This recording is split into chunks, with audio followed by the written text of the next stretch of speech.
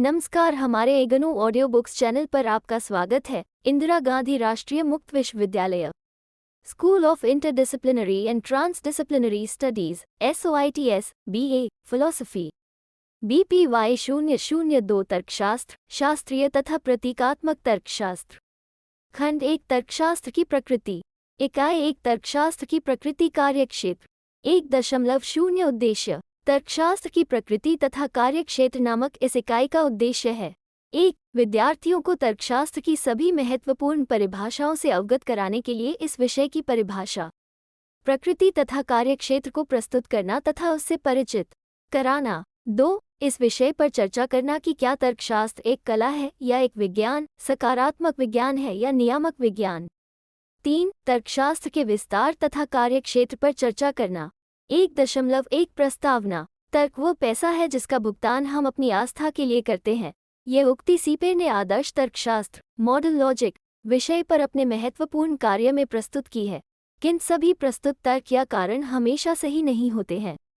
तर्क करते समय हम कुछ अच्छी युक्तियां प्रस्तुत करते हैं और कुछ बुरी। प्रत्येक युक्ति से यह प्रश्न उठता है, क्या प्राप्त निष्कर्ष प्रयुक्त या परिकल्पित आधार वाक्यों से प्राप्त हुआ है या ग्रहण किया गया है। इसके लिए कुछ वस्तुनिष्ठ मापदंड उपलब्ध है जिससे हम इस प्रश्न का उत्तर प्राप्त कर सकते हैं। तर्कशास्त्र के अध्ययन में हम इन्हीं मापदंडों को खोजते हैं तथा आवश्यकतानुसार इनका प्रयोग करते हैं। प्रायः तर्कशास्त्र को ग्रीस परंपरा तथा दर्शन शास्त्र से संबंधित माना जाता है। हम में से अधिकतर यह सोचते हैं कि ज्ञान की एक शाखा के रूप में तर्कशास्त्र की उत्पत्ति प्राचीन ग्रीस में हुई है। 1.2 तर्कशास्त्र की विभिन्न परिभाषाएं। तर्कशास्त्र अंग्रेजी शब्द लॉजिक के लिए प्रयुक्त हिंदी भाषा का शब्द है। अंग्रेजी शब्द लॉजिक की उत्पत्ति ग्रीक शब्द लोगोस से हुई है, जिसका शाब्दिक अर्थ है शब्द, विचार, वाणी, तर्क, ऊर्जा तथा आग। किंतु समय के साथ साथ लॉजिक तर्कशास्त्र ने अपने शाब्दिक अर्थों को पीछे छोड़ एक तकनीकी अर्थ प्राप्त कर लिया है। ऐतिहासिक दृष्टि से कहा जाए तो शब्द तर्कशास्त्र का प्रयोग ज्ञान की उस शाखा या शैक्षणिक पद्धति के रूप में किया जाता है जो स्वयं को विचार, तर्कना और तर्क के साथ जोड़ती है। प्रत्यक्ष में हम देखते हैं कि कुछ परिस्थितियों में भावनात्मक आग्रह कभी कभी प्रभावी सिद्ध होता है, परंतु तर्कशास्त्र का भावनात्मक आग्रह से कुछ लेना देना नहीं है। वास्तव में केवल तार्किक आग्रह ही मूल रूप से प्रभावी सिद्ध होता है, क्योंकि इसका वस्तुपरक सत्यापन एवं मूल्यांकन किया जा सकता है। तर्कशास्त्र के अध्ययन का मूल उद्देश्य उन पैमानों जो तर्क की सत्यता के परीक्षण में प्रयोग किए जा सकते हैं को खोज निकालना तथा उन्हें उपलब्ध बनाना है। इस तथ्य के परिप्रेक्ष्य में हम तर्कशास्त्र की विभिन्न समय पर प्रस्तुत भिन्न परिभाषाओं तथा उनके गुण दोषों का मूल्यांकन करेंगे। तर्कशास्त्र की एक परिभाषा के अनुसार यह अनुचिंतन का एक अध्ययन है। ये परिभाषा सुसान स्टेबिंग ने अपनी पुस्तक a modern introduction to logic में प्रस्तुत की है। वस्तुतः वे HW जोसेफ, जो अपनी पुस्तक इंट्रोडक्शन टू लॉजिक में विचारों को उनके अप्रतिबंधित अर्थ में तर्कशास्त्र का मुख्य विषय बताते हैं, कि इसी दावे को आगे बढ़ाती है। यद्यपि इन दोनों ही मामलों में ये बात ध्यान देने वाली है कि मूल रूप से तर्कशास्त्र का मुख्य विषय मनोवैज्ञानिक है तथा जो भी मनोवैज्ञानिक है वस्तुतः विषयनिष्ठ है। परंतु ये स्थिति तर्कशास्त्र के किसी भी विद्यार्थी को स्वीकृत नहीं हो सकती है। ये स्पष्ट है कि तर्कशास्त्र का एक मुख्य विषय चिंतन के नियम है। चिंतन के 3 नियम हैं: तादात्म्यता का नियम, मध्यम परिहार का नियम तथा विरोधाभास का नियम। इस आधार पर यह निष्कर्ष निकाला जा सकता है कि कम से कम अप्रत्यक्ष रूप में तर्कशास्त्र चिंतन से संबंधित है। तथापि यह एक गलत अवधारणा है। वस्तुतः चिंतन के नियमों का चिंतन से कोई संबंध नहीं है। ये केवल कथनों की प्रकृति को प्रदर्शित करते हैं। अतः इस अर्थ में चिंतन तर्कशास्त्र के क्षेत्र में प्रवेश नहीं कर सकता है। तर्कशास्त्र को तकनीकी दृष्टिकोण से सिद्धांतों की उस पद्धति के अध्ययन के रूप में परिभाषित किया जाता है जिसका प्रयोग हम अच्छी, सही तर्कना रीजनिंग को बुरी, गलत तर्कना से पृथक करने के लिए करते हैं। कहा जाता है कि सभी प्रकार के तर्क के लिए चिंतन आवश्यक है, परंतु सभी प्रकार के चिंतन के लिए तर्कना की आवश्यकता नहीं है। अनेकों मनोवैज्ञानिक प्रक्रियाएं जैसे कि कल्पना, दिवास्वप्न आदि ऐसी क्रियाएं हैं जो तर्कना की श्रेणी में नहीं आती हैं।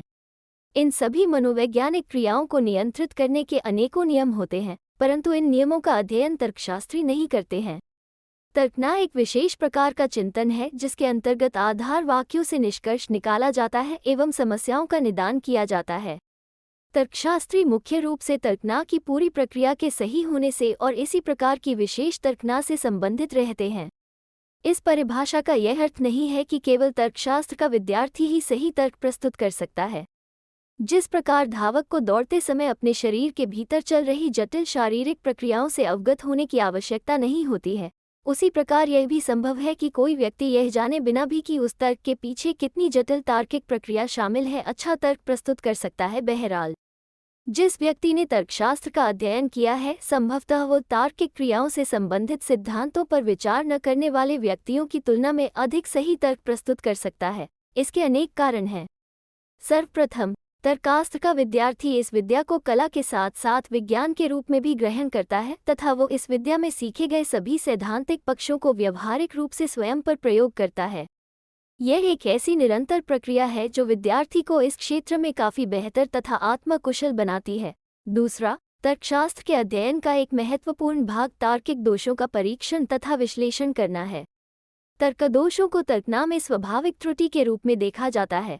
इन खतरों से अवगत होने के कारण सामान्य रूप से तर्क करने में सैद्धांतिक गहराई चली आती है, जिसके कारण सटीक तर्क करने में लड़खड़ाने से बचा जा सकता है। अंततः इस क्षेत्र में अच्छा अध्ययन विद्यार्थी को तर्कना के विभिन्न प्रकारों के सही होने की जांच के लिए तकनीकें तथा पद्धतियां उपलब्ध कराता है तथा जब इनमें त्रुटियां सामने आती हैं तो उनका तत्काल निवारण कर दिया जाता है। इस परिभाषा की मुख्य समस्या यह है कि यह एक व्यक्तिपरक परिभाषा है, क्योंकि इसके अनुसार तर्कना तर्क करने वाले पर निर्भर होती है। यदि तर्ककर्ता न हो तो तर्कना भी नहीं होगी। अतः ये परिभाषा भी अधिक उपयोगी सिद्ध नहीं होती। तर्कशास्त्र को कई बार अनुमान के विज्ञान के रूप में भी परिभाषित किया गया है। हालांकि यह परिभाषा पूर्ववर्ती परिभाषाओं से उन्नत है, किंतु ये भी पूर्ण परिभाषा नहीं है। तर्कना एक विशेष प्रकार की मानसिक क्रिया है। इसकी व्यक्तिनिष्ठता तब स्पष्ट हो जाती है जब हम ये देखते हैं कि अनुमान करने के लिए भी अनुमानकर्ता का होना आवश्यक है। यद्यपि ऐसा नहीं है कि अनुमान का तर्कशास्त्र से कोई संबंध नहीं है। आगे चलकर हम देखेंगे कि तर्क के विकास में ये परिभाषा निश्चित रूप से सहयोगी सिद्ध होती है। तब तर्कशास्त्र की निश्चित परिभाषा क्या है? तर्कशास्त्र की विषय वस्तु अच्छे तर्क एवं बुरे तर्क में अंतर करना है। ये तर्कशास्त्र का मूल अर्थ है। इनमें पहला सेट आधार वाक्य तथा दूसरा सेट निष्कर्ष कहलाता है। यदि निष्कर्ष आधार वाक्यों से प्रतिपादित होता है तो यह अच्छा तर्क कहलाता है, अन्यथा बुरा। अब हमें ये कैसे ज्ञात हो कि निष्कर्ष आधार वाक्यों से प्रतिपादित है या नहीं? इस प्रकार के प्रतिपादन के कुछ निश्चित नियम होते हैं। इनमें से यदि एक भी नियम का उल्लंघन होता है तो तर्क अवैध हो जाता है। दूसरे शब्दों में, किसी अच्छे अथवा वैध तर्क के लिए निष्कर्ष को आधार वाक्यों से सभी नियमों को मानते हुए प्रतिपादित होना चाहिए। इस अवस्था में एक तकनीकी शब्द सामने आता है। जब निष्कर्ष आधार वाक्यों का अनुसरण करता है तो इसका अर्थ होता है कि आधार वाक्य निष्कर्ष को प्रतिपादित करते हैं। अतः ये प्रतिपादन प्रतिपत्ति ही इम्प्लीकेशन आधार वाक्यों तथा निष्कर्ष के मध्य उपस्थित वांछित संबंध है। ये प्रतिपत्ति संबंध कहीं बाहर से नहीं आता है, यह आधार वाक्यों में ही छिपा रहता है। मानव बुद्धि इसे खोज निकालती है। अतः ये प्रतिपत्ति प्रतिपादन संबंध मानव बुद्धि से स्वतंत्र एक वस्तुपरक तत्व है। किसी भी प्रकार से मानव बुद्धि इसे आधार वाक्यों में बलपूर्वक नहीं थोप सकती है। इसे केवल खोजा जा सकता है, इसे निर्मित नहीं किया जा सकता। खोजने की यह प्रक्रिया अनुमान कहलाती है। तर्क मूलतः इस प्रक्रिया से संबंधित नहीं है, बल्कि इस प्रक्रिया का अंतिम उत्पाद है। यथा प्रतिपत्ति संबंध की उपस्थिति या अनुपस्थिति। यहाँ एक अति महत्वपूर्ण भेद को स्पष्ट करना आवश्यक हो जाता है। अनुमान वैध और अवैध दोनों हो सकता है। यदि अनुमान का आधार उपस्थित प्रतिपत्ति संबंध है तो यह वैध है। दूसरी ओर यदि यह प्रतिपत्ति आधारित नहीं है तो यह अवैध है। तथापि वैध अवैध प्रतिपत्ति जैसा कुछ नहीं होता। या तो प्रतिपत्ति होती है या नहीं होती है। दूसरे कथन प्रतिपादित होते हैं, अनुमित नहीं। दूसरी ओर मानव अनुमित करते हैं, प्रतिपादन नहीं करते। अतः गलती मानवीय प्रक्रिया में होती है, न कि कथनों के मध्य उपस्थित संबंधों में। तीसरी प्रतिपत्ति बिना वैध अनुमान के भी संभव है, परंतु बिना प्रतिपत्ति के वैध अनुमान न तो संभव है और न ही विश्वसनीय। यह अनुमान एवं प्रतिपत्ति का स्पष्ट अंतर महत्वपूर्ण परिणाम उत्पन्न करता है। अनुमान के विपरीत प्रतिपत्ति संबंध मानव से स्वतंत्र होता है। मान लिया कि तर्कशास्त्र अनुमान का अध्ययन है, तब इस स्थिति में यह व्यक्तिपरक हो जाता है। दूसरी ओर यदि अनुमान को प्रतिपत्ति से प्रतिस्थापित कर दिया जाए तो यह वस्तुपरक हो जाता है। अब यदि ज्ञान को वस्तुपरक माना जाए तो तर्कशास्त्र स्वतः ही वस्तुपरक हो जाता है। अतः जब हम तर्कशास्त्र के विषय क्षेत्र की बात करते हैं तो प्रतिपत्ति संबंध अनुमान को प्रतिस्थापित कर देता है। यद्यपि इस प्रकार की वस्तुस्थिति में अनुमान के लिए कोई तर्कसंगत स्थान नहीं बचता, परंतु कुछ दार्शनिक जैसे कि रसेल प्रतिपादित के स्थान पर अनुमान का ही उपयोग करते हैं। आगे हम देखेंगे कि हमारे पास केवल अनुमान के नियम होते हैं, न कि प्रतिपत्ति के। महत्वपूर्ण बात यह है कि ऐसे सभी मामलों में विरोधाभासी रूप से अनुमान से तात्पर्य प्रतिपत्ति मात्र से ही होता है। 1.3 दो प्रकार के तर्कशास्त्र, आकारिक तथा भौतिक। परंपरागत रूप से तर्कशास्त्र को दो प्रकारों में विभाजित किया जाता है, आकारिक तथा भौतिक। आकारिक तर्कशास्त्र को निगमनात्मक तर्कशास्त्र, डिडक्टिव लॉजिक भी कहा जाता है तथा भौतिक तर्कशास्त्र को आगमनात्मक तर्कशास्त्र, इंडक्टिव लॉजिक के नाम से जाना जाता है। जहां आकारिक तर्कशास्त्र युक्ति की संरचना या आकर से संबंधित होता है, वहीं भौतिक तर्कशास्त्र युक्ति के अवयवों से संबंधित होता है। जब तत्व ही अप्रासंगिक हो तो भौतिक सत्य भी अप्रासंगिक होता है। निगमनात्मक तर्कशास्त्र में आकारिक, अनौपचारिक सत्य का महत्व होता है। यहाँ आकारिक सत्य से तात्पर्य आधार वाक्यों एवं निष्कर्ष के मध्य उपस्थित तार्किक संबंध से है। इस प्रकार के सत्य को बिना युक्ति की विषय वस्तु को जाना जा सकता है। इसके लिए केवल युक्ति, तर्क के नियमों को जानना ही पर्याप्त है। संक्षेप में कहें तो जहाँ केवल सत्य तर्क वाक्यों वाली कोई युक्ति अवैध हो सकती है, वहीं केवल असत्य तर्क वाक्यों वाली युक्ति वैध भी हो सकती है। इसका ये भी अर्थ होता है कि निगमनात्मक तर्कशास्त्र के अध्ययन में युक्ति की विषय वस्तु को जाने बिना ही युक्ति की वैधता और अवैधता को जाना जा सकता है। यद्यपि यह तभी संभव है जबकि हम ये जानने की स्थिति में हो कि क्या युक्ति सभी नियमों के अनुरूप है। परंतु भौतिक तर्कशास्त्र का मामला दूसरा है। इसमें निष्कर्ष की सत्यता और असत्यता का निर्णय केवल तभी हो सकता है जब हमें ये पता हो कि युक्ति की विषय वस्तु क्या है। इस पूर्व कथन की अपेक्षा अधिक महत्वपूर्ण विषय नियमों की प्रासंगिकता संबंधी विवाद है। ज्वलंत प्रश्न ये है कि क्या आगमनात्मक तर्क की संरचना को संचालित करने वाले नियम अथवा नियमों जैसा कुछ होता है।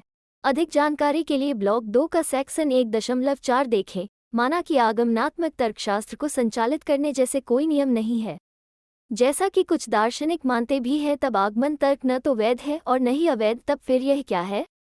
इसका उत्तर आसान नहीं है। इसके लिए गंभीर एवं सूक्ष्म विचार विमर्श की आवश्यकता है। 1.4 तर्कशास्त्र, विज्ञान या कला। ऐतिहासिक दृष्टि से कहा जाए तो तर्कशास्त्र की प्रकृति के संबंध में विवाद है। ये प्रश्न निरंतर उठाया जाता रहा है कि तर्कशास्त्र विज्ञान है या कला है या फिर दोनों हैं। आइए कुछ समय के लिए इस समस्या पर चर्चा करें। प्राचीन समय में विज्ञान शब्द का प्रयोग केवल किसी वस्तु के व्यवस्थित अध्ययन के लिए किया जाता था, किंतु आज विज्ञान शब्द को मानव की अनेक दूसरी क्रियाओं से पृथक विशिष्ट क्रियाओं के प्रयोग के लिए विकसित किया गया है।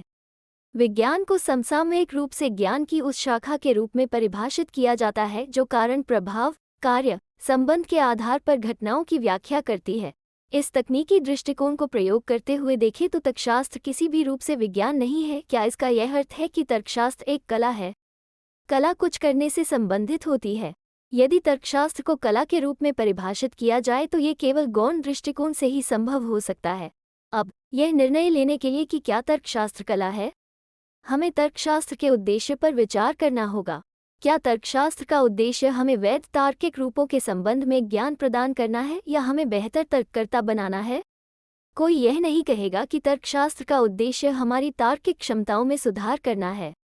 जिस प्रकार एक नीतिज्ञ एक व्यक्ति के रूप में स्वयं नैतिक नहीं भी हो सकता है, उसी प्रकार एक तर्कशास्त्री को भी अपने तार्किक विवेचन में तार्किक होना आवश्यक नहीं है। हम ये कह सकते हैं कि तर्कशास्त्र का उद्देश्य वैध तार्किक रूपों के संबंध में ज्ञान उपलब्ध कराना है। यह विचार करना तर्कशास्त्र का कार्य नहीं है कि यह ज्ञान उपयोगी है या नहीं। इस दृष्टि से हम कह सकते हैं कि तर्कशास्त्र एक विज्ञान है, न कि कला। ये तकनीकी दृष्टिकोण से नहीं बल्कि सामान्य दृष्टिकोण से एक विज्ञान है। 1.5 तर्कशास्त्र, सकारात्मक विज्ञान या नियामक विज्ञान। यह मान लिया गया है कि तर्कशास्त्र एक विज्ञान है, तो अब प्रश्न उठता है कि तर्कशास्त्र किस प्रकार का विज्ञान है? विज्ञान को दो प्रकार से वर्गीकृत किया जाता है, यथा सकारात्मक विज्ञान और प्रामाणिक विज्ञान। सकारात्मक विज्ञान यह उल्लेख करता है कि वस्तुस्थिति क्या है। दूसरी ओर नियामक विज्ञान ये बताता है कि वस्तुस्थिति क्या होनी चाहिए। आइए अब इस बात की जांच करें कि तर्कशास्त्र एक सकारात्मक विज्ञान है या एक प्रामाणिक विज्ञान। कुछ तर्कशास्त्री तर्कशास्त्र को आकारिक मानते हुए इसे नियामक विज्ञान के रूप में स्वीकार करते हैं। जिस प्रकार प्रत्येक वस्तु किसी रूप या तत्व से बनी होती है, ठीक उसी प्रकार प्रत्येक विचार का अपना रूप तथा तत्व होता है। लेटा तथा मैकबेथ के अनुसार विचार का रूप वो तरीका है जिसके अनुसार हम वस्तुओं के विषय में सोचते हैं, तथा विचार की विषय वस्तु वे विभिन्न वस्तुएं हैं जिनके बारे में हम सोचते हैं। रूप हमेशा समरूप तथा अपरिवर्तित रहता है, जबकि उस रूप से संबंधित तत्व परिवर्तित तथा भिन्न हो सकते हैं। नियामक विज्ञान उन रूपों, मानकों की प्रकृति का पता लगाने का प्रयास करता है जिन पर हमारे मूल्यों के निर्णय निर्भर करते हैं। नियामक विज्ञान के पीछे एक मानक होता है जिसके संदर्भ में विज्ञान के कार्य क्षेत्र के भीतर प्रत्येक वस्तु की जांच की जाती है। नियामक विज्ञान हमें मूल्य का निर्णय प्रदान करता है, अर्थात ये हमें बताता है कि वस्तुस्थिति क्या होनी चाहिए। तर्कशास्त्र में एक महत्वपूर्ण नियामक पहलू होता है, किंतु तर्कशास्त्र में प्रयुक्त नियम या विचार का विशेष अर्थ होता है। तर्कशास्त्र का मुख्य कार्य उन सामान्य स्थितियों का पता लगाना होता है जिन पर निष्कर्षों की वैधता निर्भर करती है, किंतु हम ऐसा इसलिए करते हैं क्योंकि कथनों के बीच अनेक वस्तुपरक संबंध होते हैं। इसका अर्थ यह है कि कथनों का निश्चित रूप से एक विशिष्ट ढांचा होता है, तथा यदि हमारे निष्कर्षों को वैध होना है तो उनके बीच निश्चित वस्तुपरक संबंध होना चाहिए। कथनों के ये ढांचे तथा उनका आपसी संबंध शुद्ध रूप हैं। ये शुद्ध रूप ही तर्कशास्त्र में नियमों का कार्य करते हैं। परंपरागत तर्कशास्त्री नियामक विज्ञान के रूप में तर्कशास्त्र पर विचार करते हुए यह मानते हैं कि यह उन सिद्धांतों से संबंधित विज्ञान है जिनका अनुसरण आदर्श सत्य को प्राप्त करने के लिए किया जाना चाहिए। चूंकि नियामक विज्ञान विचार के लिए कोई नियम निर्धारित नहीं करता है, इसलिए कुछ अन्य तर्कशास्त्री तर्कशास्त्र को वर्णनात्मक विज्ञान या सकारात्मक विज्ञान ही मानते हैं, न कि नियामक विज्ञान। इन तर्कशास्त्रियों के अनुसार तर्कशास्त्र की प्रकृति का वर्णन तर्क के विभिन्न प्रकारों के वर्णन तथा उसके वर्गीकरण के रूप में किया जाता है। वास्तव में विज्ञान के सकारात्मक तथा नियामक वर्गीकरण को तर्कशास्त्र में लागू नहीं किया जा सकता है। यदि तर्कशास्त्र एक सकारात्मक विज्ञान होता तो यह विभिन्न तार्किक रूपों का मात्र वर्णन करता, जबकि यह ऐसा नहीं करता है। तर्कशास्त्रियों का उद्देश्य निगमन प्रणाली का निर्माण करना है जिसके तत्व तार्किक दृष्टि से सत्य तर्कवाक्य होते हैं। ये कथन विशुद्ध रूप से औपचारिक होते हैं और विषय के साथ इनका कोई संबंध नहीं होता है। इसी प्रकार तर्कशास्त्र को शुद्ध नियामक भी नहीं समझा जा सकता, क्योंकि यह उन सिद्धांतों की खोज नहीं करता जिन पर मूल्यपरक निर्णय निर्भर करते हैं। यद्यपि तर्कशास्त्र का आरंभिक बिंदु वैध तथा अवैध तर्कों के बीच अंतर करने की हमारी क्षमता है, फिर भी तर्कशास्त्री केवल वैध तर्कों में प्रयुक्त सिद्धांतों को सुस्पष्ट बनाने का कार्य करते हैं। अतः तर्कशास्त्र में सकारात्मक नियामक का अंतर अप्रासंगिक है। 1.6 तर्कशास्त्र और अन्य विषय ज्ञान की एक विशेष शाखा के रूप में तर्कशास्त्र का कार्यक्षेत्र काफी व्यापक है, और ये तब और अधिक स्पष्ट हो जाता है जब हम विभिन्न अनुभविक तथा सामाजिक विज्ञानों के साथ इसके संबंधों की जांच करते हैं। तर्कशास्त्र लगभग सभी विषयों से गहनता से जुड़ा हुआ है, जिनमें से कुछ अति महत्वपूर्ण है। तर्कशास्त्र तथा ज्ञानमीमांसा। ज्ञानमीमांसा दर्शन शास्त्र की वो शाखा है जो ज्ञान के सिद्धांतों की खोज करती है। ये मानव ज्ञान की संरचना, स्थितियों, स्रोतों तथा सीमितताओं की जांच करती है। ज्ञानमीमांसा हालांकि तर्कशास्त्र की भांति औपचारिक विज्ञान नहीं है, क्योंकि इसे व्यक्तिनिष्ठ तथ्यों जैसे आस्था पर भी कार्य करना पड़ता है। ये तर्कशास्त्र तथा उसकी पद्धतियों का प्रयोग अपने सिद्धांतों के निर्माण के लिए करती है। यद्यपि ज्ञानमीमांसा का एक उपवर्ग भी है जिसे ज्ञानमीमांसक एपिस्टीमिक तर्कशास्त्र कहते हैं। ये तर्कशास्त्र यह निर्धारित करता है कि ज्ञानमीमांसीय परिस्थितियों में तार्किक मापदंड किस स्तर तक लागू होंगे। हालांकि तर्कशास्त्र तथा ज्ञानमीमांसा आपस में अंतर संबंधित हैं, परंतु हम इन दोनों के बीच कोई जाति प्रजाति का संबंध स्थापित नहीं कर सकते हैं। जहाँ तक तार्किक निष्कर्षों का संबंध है, तर्कशास्त्र चिंतनशील विचार का विज्ञान है। तर्कशास्त्र की परिधि कुछ औपचारिक पद्धतियों तक सीमित है। ज्ञानमीमांसा अनेक ऐसी ज्ञानात्मक क्रियाओं से निर्मित होती हैं जो तर्कशास्त्र से परे होती हैं। इसी प्रकार तर्कशास्त्र भी ज्ञानमीमांसा की परिधि से कहीं आगे तक फैला है। तर्कशास्त्र तथा तत्वमीमांसा। परंपरागत दृष्टि से तत्वमीमांसा की विषय वस्तु जीव यथार्थ की प्रकृति है। ग्रीक समय से ही तत्वमीमांसा को सभी ज्ञानों की माता के रूप में प्रतिपादित किया जाता रहा है, तथा दर्शन शास्त्र की यही उपशाखा प्रत्येक परिकल्पना की जांच करती है। इसके परिणाम स्वरूप विभिन्न विज्ञान प्रक्रियाधीन होते हैं। उदाहरण के लिए भौतिकी में तत्व, गति, बल, समय तथा अंतरिक्ष के अस्तित्व का अनुमान लगाया जाता है, किंतु इन सभी धारणाओं की वैधता भौतिकी के कार्यक्षेत्र से परे है। ये तत्वमीमांसा ही है जो विभिन्न विज्ञानों की इन स्वयंसिद्ध परिकल्पनाओं की जांच करती है। तर्कशास्त्र की मूल धारणा यह है कि विचार वैध ज्ञान प्रदान करता है। यह आवश्यक है कि हम इस विशेष परिकल्पना की जांच करें। इसमें तत्वमीमांसा हमारी सहायता करती है। पुनः सभी विज्ञान वास्तविक तथा अवास्तविक के मध्य अंतर करते हैं, किंतु वे इस अंतर की आधार प्रकृति की जांच नहीं करते हैं। तत्वमीमांसा इस समस्या पर भी कार्य करती है। यह न केवल सभी विज्ञानों के आधार का विश्लेषण करती है, बल्कि यथार्थ का मानदंड भी प्रदान करती है। वास्तव में तर्कशास्त्र तत्वमीमांसा तथा विज्ञान के मध्य खड़ा होता है। वैज्ञानिक सिद्धांतों के आधारों का अमूर्तीकरण तर्कशास्त्र द्वारा किया जाता है। यह अमूर्तीकरण तत्वमीमांसा और विज्ञान को आपस में जोड़ता है।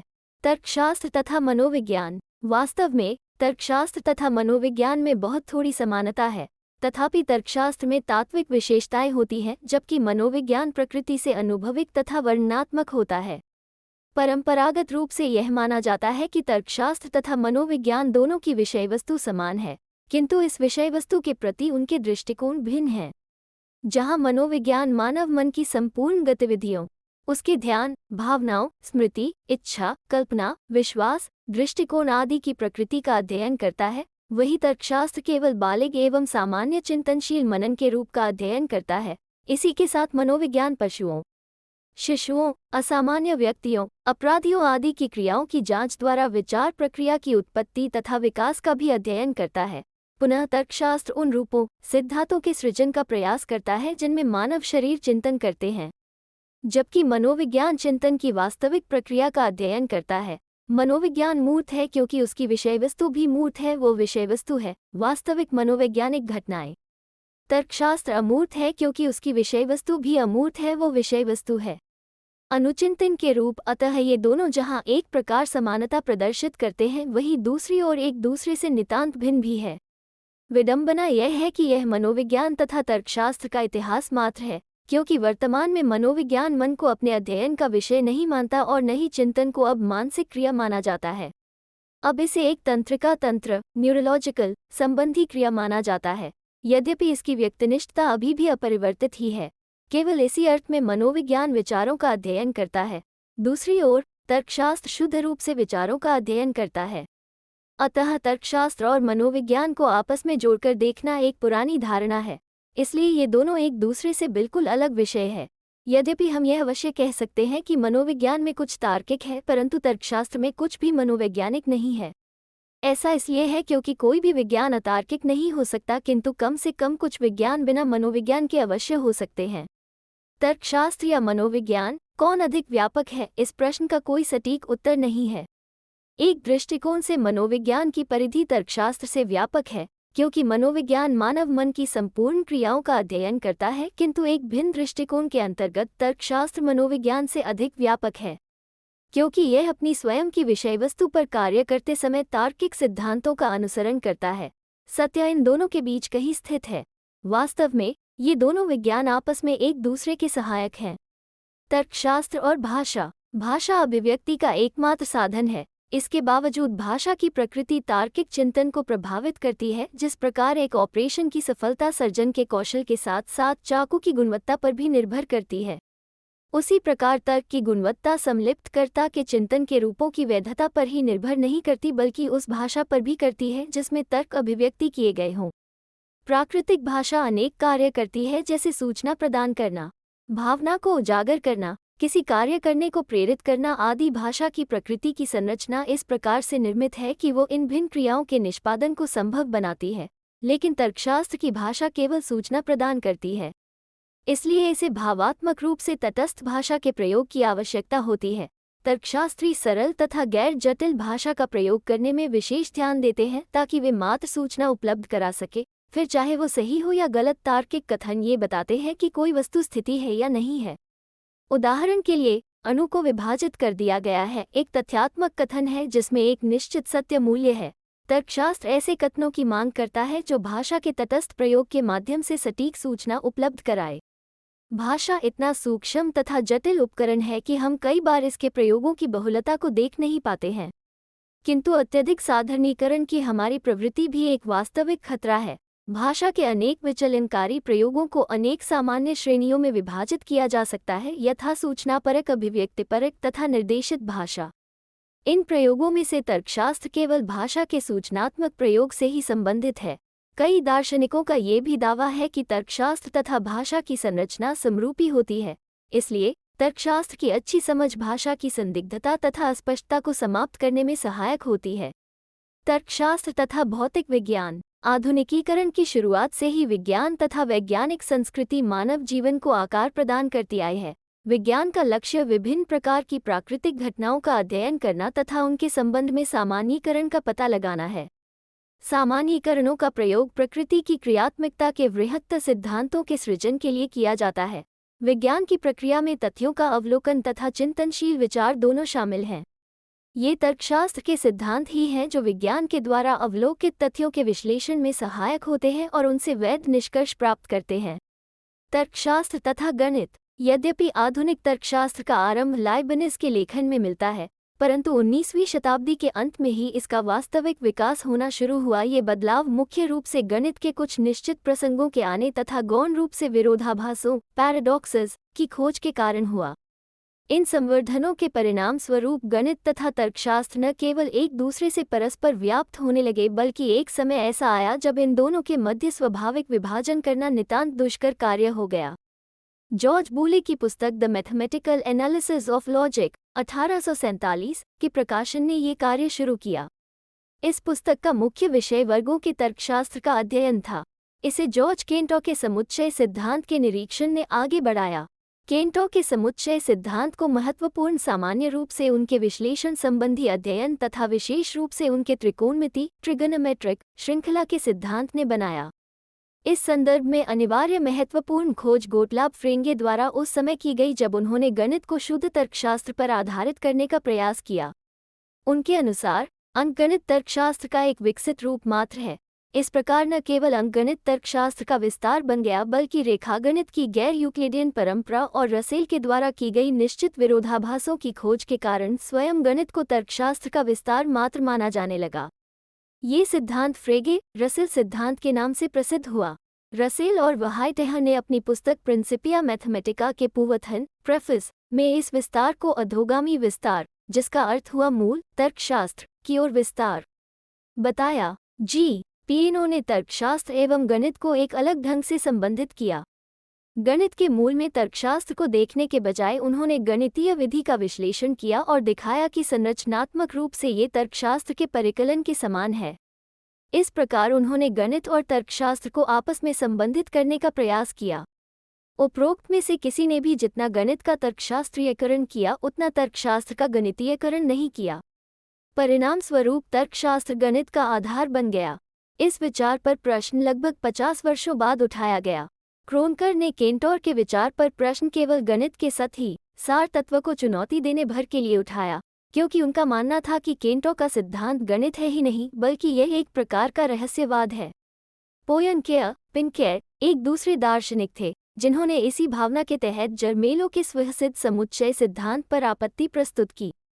उन्होंने तर्क दिया कि प्राकृतिक संख्या पद्धति की प्रकृति इस प्रकार की है कि इसे तर्कशास्त्र के रूप में नहीं समझा जा सकता। वो स्पष्ट रूप से गणितीय आगमन के तर्कशास्त्र में अपचयन के विरोध में थे। आश्चर्यजनक रूप में उन्होंने तर्क दिया कि गणितीय प्रत्यय विशेष से सामान्य की और प्रस्थान के द्वारा आगमनात्मक ढंग से निर्मित होने चाहिए। संभवतः उनका मानना था कि आगमन तर्कशास्त्र नहीं है। अब इस गणितीय आगमन का संक्षिप्त परिचय प्रासंगिक है। गणितीय आगमन वास्तव में एक मिथ्या तत्व है, मिसनोमर, क्योंकि इसमें कोई आगमनात्मक तत्व सम्मिलित होता ही नहीं है। यहाँ तक कि यह सिद्धांत मानता है कि प्रत्येक प्राकृतिक संख्या का एक अग्रवर्ती, जैसे कि यदि कोई एक प्राकृतिक संख्या है तो n1 भी एक प्राकृतिक संख्या है, होता है। ये गणितीय आगमन का सार है। इस प्रमेय थ्योरम में कठोर तार्किक प्रमाण सम्मिलित है, जो वास्तव में स्वभावतः निगमनात्मक है तथा जो किसी भी प्रकार से आगमनात्मक अनुमान के समान नहीं है। यहाँ ये स्पष्ट करना आवश्यक है कि पोयनकेयर ने निगमनात्मक आदर्श का अनुसरण करने वाले गणित का कोई विरोध नहीं किया। यदि हम औपचारिक साक्ष्यों या तार्किक प्रदर्शनों के विज्ञान के रूप में गणित की आधुनिक परिभाषाओं को देखें तो तर्कशास्त्र तथा गणित के बीच अत्यंत गहरा संबंध है, तर्कशास्त्र तथा गणित दोनों आकारिक विज्ञान है। ये दोनों उन तर्कवाक्यों के बीच के संबंधों पर कार्य करते हैं जो कथनों की विषय वस्तु से स्वतंत्र होते हैं। अंकगणित में, उदाहरण के लिए, हम किन्हीं वस्तुओं को गिनने के लिए संख्या का प्रयोग करते हैं। वास्तव में हम किस वस्तु की गणना कर रहे हैं, गणना में उससे प्रभाव नहीं पड़ता। इस प्रकार 2 जमा 2 4 ही होते हैं, चाहे आप किताबों या बॉलों, टेबलों या किसी अन्य वस्तु को जमा करें। यद्यपि, चूंकि वे संबंध जिनके साथ तर्कशास्त्र तथा गणित व्यवहार करते हैं, वे विषय वस्तु से स्वतंत्र होते हैं, इसलिए ये विज्ञान शब्दों के स्थानों पर चिन्हों का प्रयोग करते हैं। इसके अतिरिक्त तर्कशास्त्र तथा गणित दोनों उन संबंधों के साथ व्यवहार करते हैं जो वास्तविक तथा संभव वस्तुओं पर लागू होते हैं। मैं उन संबंधों के साथ व्यवहार करते हैं जो बार। इसके अतिरिक्त तर्कशास्त्र तथा गणित दोनों निगमन प्रकृति के होते हैं। ये निश्चित स्वयंसिद्ध कथन से शुरू होते हैं तथा उनसे परिणाम निकाल लेते हैं। इसके अतिरिक्त दोनों की पद्धतियां पूर्वानुभविक हैं। हालांकि तर्कशास्त्र तथा गणित दोनों की विधियां किसी अनुभविक निकाय के संदर्भ में क्रियाशील होती है, परंतु इन विषयों के सिद्धांतों का ज्ञान अवलोकन द्वारा प्राप्त नहीं किया जा सकता है। इस प्रकार का ज्ञान पूर्वानुभविक अनुभव से स्वतंत्र होता है। 1.7 निगमन तथा आगमन तर्कशास्त्र। परंपरागत दृष्टि से तर्क को 2 भागों में विभाजित किया जाता है, यथा निगमनात्मक तर्क तथा आगमनात्मक तर्क। इसी प्रकार तर्कशास्त्र को 2 भागों में विभाजित किया गया है। निगमनात्मक तर्कशास्त्र तथा आगमनात्मक तर्कशास्त्र। कहा जाता है कि निगमनात्मक तर्कशास्त्र निष्कर्ष से संबंधित होता है तथा आगमन तर्कशास्त्र अधिष्ठापन के साथ संबंधित होता है। निगमनात्मक तर्कशास्त्र में युक्ति होती है जिनमें आधार वाक्य तथा एक निष्कर्ष होता है। निगमनात्मक युक्ति में निष्कर्ष अनिवार्य रूप से आधार वाक्यों का अनुसरण करता है। इसके अतिरिक्त यह निगमनात्मक तर्क की विशेषता यह है कि यदि कोई आधार वाक्यों को स्वीकार करता है तो उसे निष्कर्ष को भी स्वीकार करना होता है। इस प्रकार के तर्क गणित तथा बीजगणित में उपलब्ध रहते हैं। निगमनात्मक तर्कशास्त्र सत्यता या असत्यता से संबंधित नहीं है, बल्कि यह वैधता तथा अवैधता से संबंधित है। वैधता तथा अवैधता तर्क की विशेषताएं हैं, जबकि सत्यता तथा असत्यता तर्कवाक्यों की विशेषताएं हैं। इस दृष्टिकोण से निगमनात्मक तर्कशास्त्र तर्कवाक्यों की सत्यता तथा असत्यता से संबंधित नहीं है, बल्कि वह तर्क की वैधता और अवैधता, संगतता तथा असंगतता से संबंधित है। एक अन्य प्रकार का तर्क आगमनात्मक तर्क होता है। कुछ दार्शनिकों के अनुसार आगमनात्मक तर्क प्राकृतिक अनुभविक विज्ञानों जैसे भौतिकी, रसायन विज्ञान, प्राणी विज्ञान, वनस्पति शास्त्र, अर्थशास्त्र, समाजशास्त्र, मनोविज्ञान आदि में पाया जाता है। तथापि यह विचार बहुत विवादास्पद है, कारण कार्य संबंध का नियम आगमनात्मक तर्कशास्त्र के आधार का निर्माण करता है। सामान्यीकरण तथा पूर्वानुमान आगमन तर्क के उद्देश्य हैं। सामान्यीकरण आगमनात्मक तर्क का महत्वपूर्ण मानक है। आइए इसे स्पष्ट करें। माना हम 10 काले कौओं को देखते हैं और हम अन्य कौओं को देखे बिना यह निष्कर्ष निकाल लेते हैं कि सभी कौए काले हैं। इस प्रकार निष्कर्ष अवलोकन से परे चला जाता है। ऐसे निष्कर्ष ही सामान्यीकरण कहलाते हैं। अतः केवल आधार वाक्यों की सत्यता निष्कर्ष के सत्य होने को न्याय संगत नहीं ठहराती है। वास्तव में यहाँ निष्कर्ष संभाव्यता प्रदर्शित करता है, क्योंकि यह सत्य भी हो सकता है और असत्य भी। यही पर संभाव्यता आगमनात्मक तर्कशास्त्र के क्षेत्र में प्रवेश करती है। 1.8 सारांश। मनुष्य को प्रकृति द्वारा तर्क करने की शक्तियाँ प्राप्त हैं। तर्कशास्त्र इन्हीं शक्तियों के प्रयोग का अध्ययन है। तर्कशास्त्र के अध्ययन में हम अपनी स्वयं की क्षमताओं को पहचानते हैं तथा अभ्यास द्वारा उन्हें सुदृढ़ बनाते हैं। तर्कशास्त्र का अध्ययन व्यक्ति को सही तर्कना के सिद्धांतों के वर्णन द्वारा सही तर्क में सहायता प्रदान करता है। जहाँ कहीं ज्ञान की आवश्यकता होती है, वहाँ सही तर्कना उपयोगी होती है। चाहे विज्ञान हो, राजनीति हो या हमारे निजी जीवनों में आचरण हो, हम सही निष्कर्षों पर पहुँचने के लिए तर्कशास्त्र का प्रयोग करते हैं। औपचारिक अध्ययन में हमारा उद्देश्य ये सीखना होता है कि विश्वसनीय सूचना कैसे प्राप्त करें तथा सत्य के लिए प्रतिस्पर्धी दावों का मूल्यांकन कैसे करें। तर्कशास्त्र की प्रकृति एवं कार्यक्षेत्र नामक इस इकाई का उद्देश्य विद्यार्थियों को इस विषय का परिचय प्रदान करना तथा इसकी प्रकृति तथा कार्यक्षेत्र का वर्णन प्रस्तुत करना था। इसी क्रम में इकाई में इसके उद्देश्यों का उल्लेख करने के पश्चात पाठकों को इसकी विषय वस्तु से परिचित कराया गया है। तर्कशास्त्र की विभिन्न परिभाषाओं तथा विभिन्न प्रकारों पर चर्चा की गई है। साथ ही साथ शैक्षणिक विषय के रूप में तर्कशास्त्र की स्थिति संबंधी प्रश्नों का निवारण भी किया गया है। विज्ञान, कला के रूप में तर्कशास्त्र तथा सकारात्मक विज्ञान, नियामक विज्ञान के रूप में तर्कशास्त्र के पक्ष तथा विपक्ष में दिए गए कारणों पर भी चर्चा की गई है। ज्ञान की अन्य शाखाओं के साथ तर्कशास्त्र के संबंधों के अवलोकन द्वारा तर्कशास्त्र के कार्यक्षेत्र की भी जांच की गई। इकाई के अंत में विद्यार्थियों को तर्कशास्त्र के दो प्रमुख प्रकारों यथा निगमनात्मक तथा आगमनात्मक का परिचय प्रदान किया गया है। धन्यवाद। मिलते हैं अगले वीडियो में अगले पाठ के साथ।